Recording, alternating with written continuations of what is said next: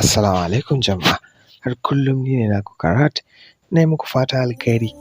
Bayanai sun gabata a baya akan bleaching, inda na kawo wani lemo wanda za ka iya haɗa shi a cikin gidanka mai sauƙi, inda za ka samu lemon fata da karas ka markaɗa su.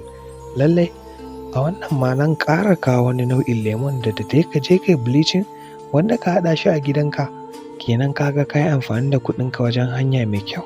Hakan zai gyara maka fatarka sosai kuma ba za ka samu illa ba. Na farko za ka samu gwanda, na biyu za ka samu karas, na uku za ka samu kurkur ko kuma abin da ake cewa a turance turmeric, na huɗu za ka samu lemon tsami, na biyar za ka samu ruwa mai kyau.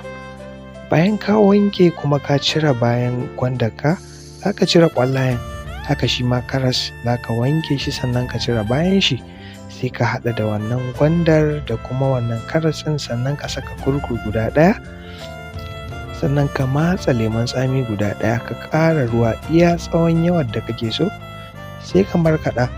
Lallai wannan haɗin yana da matuƙar amfani, amma lallai mu kula, kurkur ɗin ɗanye ake so.